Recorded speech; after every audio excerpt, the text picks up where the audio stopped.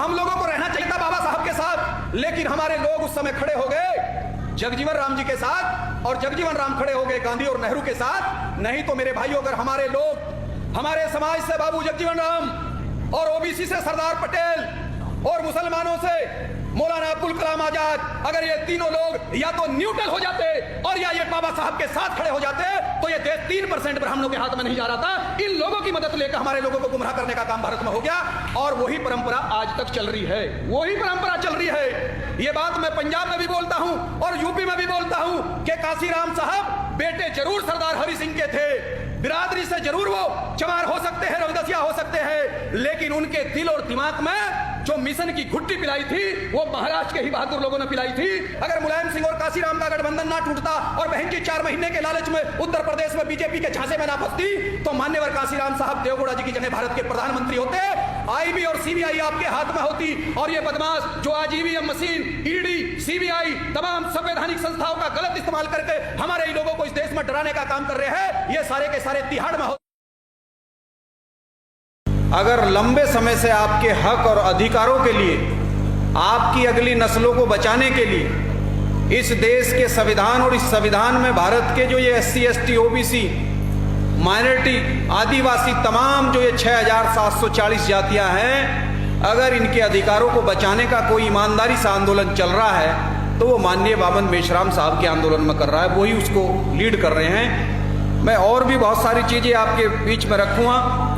मंच पर बैठे सम्मानित DP सिंह इंजीनियर साहब, हमारे बीच में चौधरी इलम सिंह गुर्जर जी बैठे हुए हैं जो समाजवादी पार्टी के पूर्व जिला अध्यक्ष हैं, बहन गीता काकरान जी, सीताराम कटारिया जी, और संगठन से जुड़े हुए अनिल जी से लेकर बाबू चमन लाल जी, और तमाम मैं नाम लूँगा तो बहुत समय लगेगा। मंच पर बैठे हुए सभी सम्मानित नेतागण, इस कार्यक्रम में उपस्थित सम्मानित बुजुर्गों, नौजवान साथियों, माता और बहनों, प्यारे बच्चों, सम्मानित साथियों, ये जो ईवीएम वाला मुद्दा है, ये तो माननीय मेश्राम साहब और सुधीर नाग जी, और सुबह से ये मामला चल रहा है, सुबह से इसके ऊपर बोला जा रहा है, और ये कड़वी सच्चाई है कि पिछला जो 2019 का जो लोकसभा का चुनाव था, आपने तो 2004, 2009, 2000 ये सारा बताया, 2014, मैं आपको 19 का बताना चाहता हूं कि 19 के अंदर उत्तर प्रदेश में समाजवादी पार्टी और बसपा,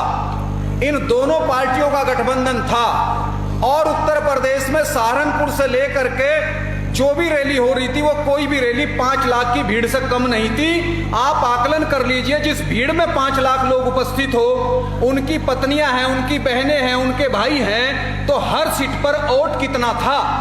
लेकिन दोनों नेताओं की केवल एक ही कमी की वजह से, ना तो अखिलेश जी ने एक बार ये कहा, और ना बहन जी ने कहा, और ना बहन जी तो बोल ही नहीं सकती इस बात को कि अगर मशीन में धांधली करके हमें हराया गया तो हम चुनाव के बाद इस देश में राष्ट्रव्यापी आंदोलन खड़ा करेंगे।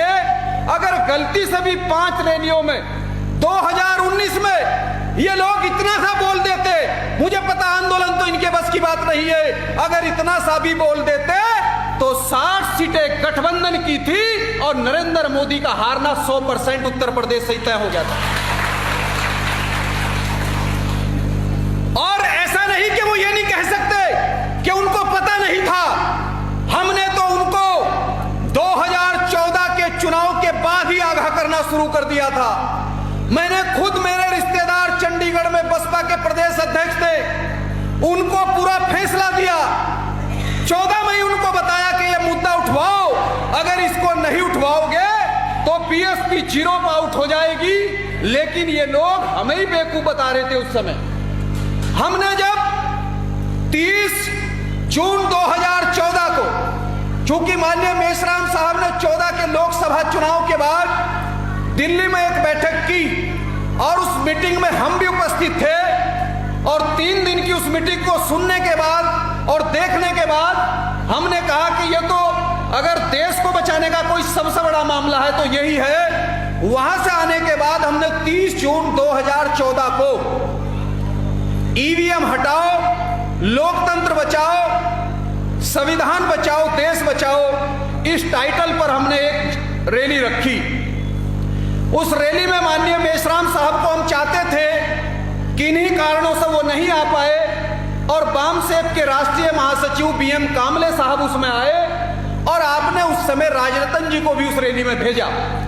मैं तो आपको चाहता था आपकी अध्यक्षता में वो कार्यक्रम हो, और मैंने 15 दिनों तक रोजाना 10 सभाएं की और 15 घंटे रोज बोला। सुबह 9 बजे निकला और रात के 12 बजे तक मैंने सभाएं ली। और जब वो सभा हुई, भाइयों सबूत के साथ, मेरा ड्राइवर मेरी बात सुन रहा होगा तो गाड़ी में से वो मैगजीन उठा लाए, वो भीड़ देख लेना आप क्या भीड़ थी। सम्मानित साथियों, जब वो मीटिंग हुई तो हम जो लोग ये आ रहे थे मुख्य अतिथि इनको खाना खिलाने में, इनको देवबंद से 1000 मोटरसाइकिलों के काफिले के साथ सभा स्थल तक ले जाने में हम लोगों को 4 बज गए। और उस हॉल में, जहां हॉल नहीं था, मैदान के अंदर ये सभा थी, हम खुद ये आकलन कर रहे थे कि 10-15 हजार लोग आएंगे, लेकिन 25,000 से ज्यादा लोगों ने उस मीटिंग में शिरकत की। और जिस कस्बे के अंदर वो मीटिंग थी उस कस्बे की सारी सड़कें जाम हो गई। और हमारे लेट जाने की वजह से मुख्य अतिथियों को जो लेकर के गए, उससे पहले उस कार्यक्रम में बहुत सारे मीडिया के लोग भी घुस गए। उन्होंने उस पूरे कार्यक्रम को कवरेज कर लिया और उसके बाद आरएसएस के कैंप में ये तय होने लगा कि उत्तर भारत के लोग अगर इसी तरीके से महाराष्ट्र से जो लोग ये चल रहे हैं, जो वामन मेश्राम साहब का काफिला चल रहा है, अगर उत्तर भारत के लोग इसी संख्या में इस संगठन के साथ जुड़ते हैं तो ये यहां तक नहीं, सहारनपुर से नहीं, बल्कि ये तो जम्मू तक इसी तरीके की रैली होगी। मेरे साथियों, मेरे नौजवान भाई यहां बैठे हुए हैं, मैं इसलिए आपको ये बात खुलासा करना चाहता हूं।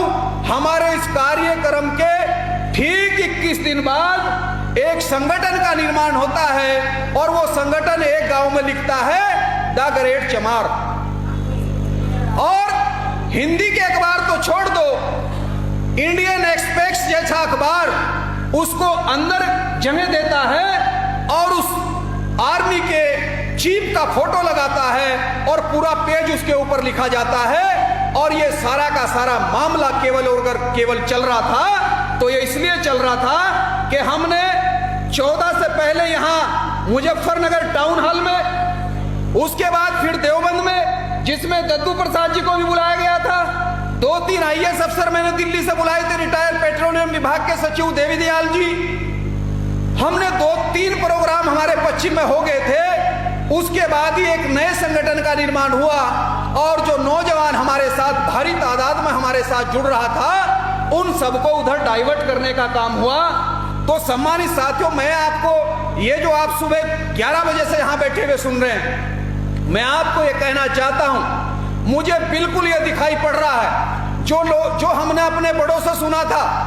मेरी मुजफ्फरनगर में, आपके बाननगर में रिश्तेदारी, बाननगर में एक डॉक्टर अमरनाथ जैसिया थे जो साहब काशीराम जी के साथ उस समय जब बीएसपी बनी उससे भी पहले से उनके साथ काम किया और बीएमएस की अपनी डॉक्टरी छोड़ करके वो साथ रहे। उनके पिताजी ने मुझे एक बार हमारे घर पर आकर के ये कहा कि भाई 1977 में जगजीवन राम मुजफ्फरनगर आए टाउन हॉल में और उन्होंने रोते हुए ये कहा कि गलती तो हमारे से ही हुई है कि आजादी की इस लड़ाई में अगर मैं जगजीवन राम उस समय बाबा साहब के साथ खड़ा हो जाता तो आज बुढ़ापे में मुझे दोबारा संघर्ष ना करना पड़ता।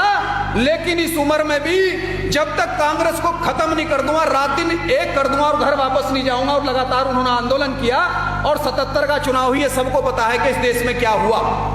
मेरे कहने का मतलब है, महाराष्ट्र के लोग, बाबा साहब डॉक्टर अंबेडकर की पृष्ठभूमि महाराष्ट्र की थी, वो हमारे रियल नेता थे, वो हमारे सच्चे नेता थे।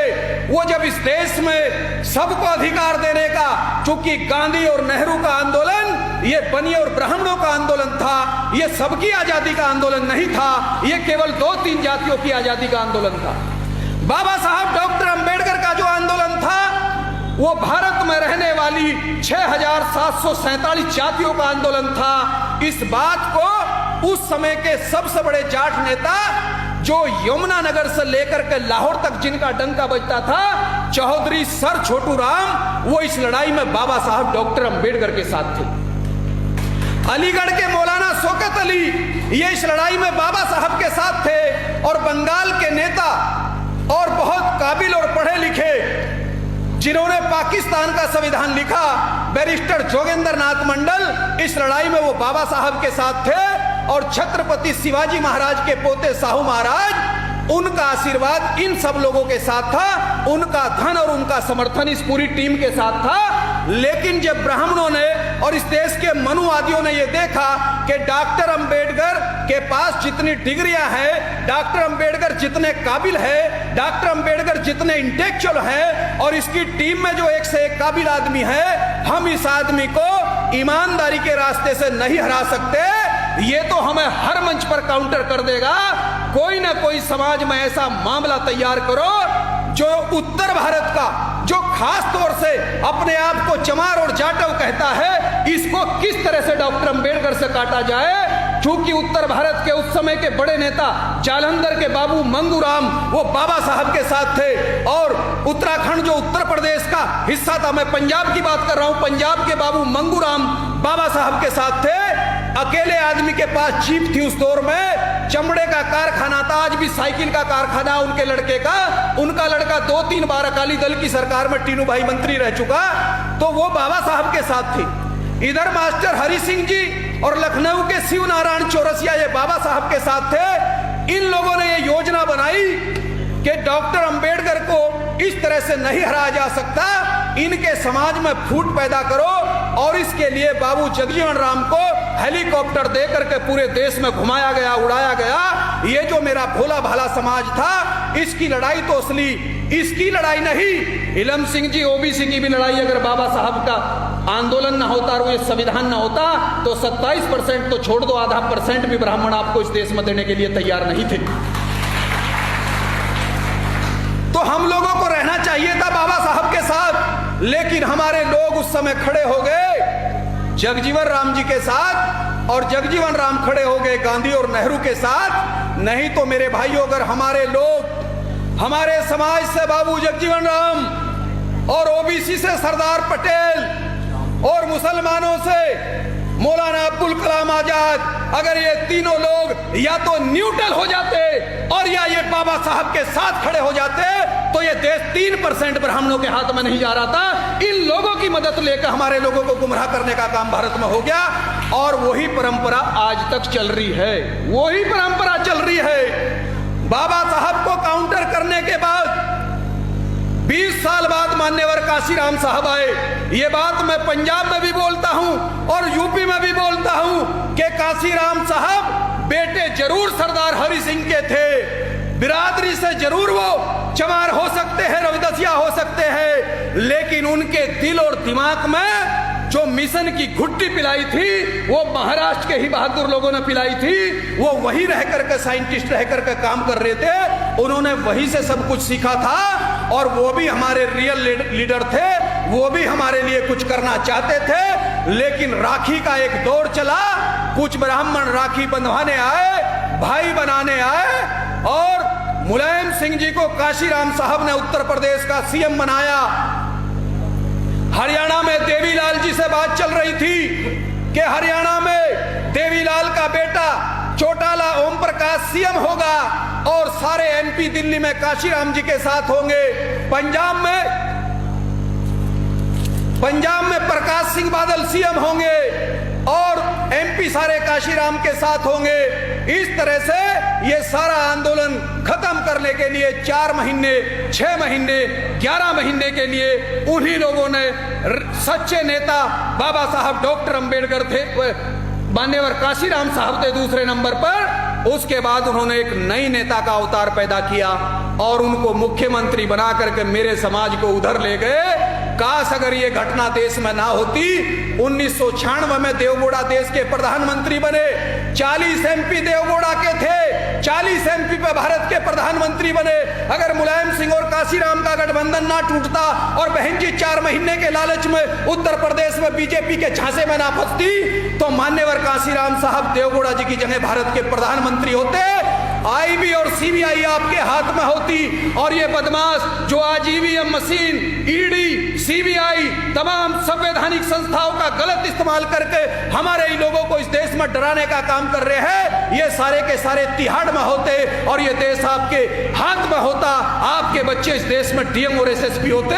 मेरे भाइयों, समझने की बात है, आज फिर महाराष्ट्र से ही ये आंदोलन मेश्राम साहब के इस हिस्से है और बहुत बड़े क्रांतिकारी मैं नेता उसको मानता हूं, कितना ही बड़ा नेता क्यों ना हो, अगर गलत चल रहा है, समाज का नुकसान हो रहा है, जो आदमी उसको चुन्नती दे दे, जो उसको आईना दिखा दे, मैं उसको ही नेता मानता हूं। साहब की जिंदगी की सबसे बड़ी गलती बहन जी थी और अगर बहन जी साहब के साथ ना होती वो प्रधानमंत्री बनते और आज देश पर आपका राज चलता। लेकिन मेश्राम साहब और 22-23 लोग ऐसे थे जिन्होंने सही और गलत को पहचाना और आज ये इस देश में फिर आंदोलन लेकर के चल रहे हैं। लेकिन हमें इस देश में कुछ लोग नए नेता देना चाहते हैं। एक गुजरात से उभारने की कोशिश हो रही है, एक बिहार से उभारने की कोशिश हो रही है, एक उत्तर प्रदेश से उभारने की कोशिश हो रही है। मेरे भाइयों, ये कोई कुछ भी नहीं कर सकता।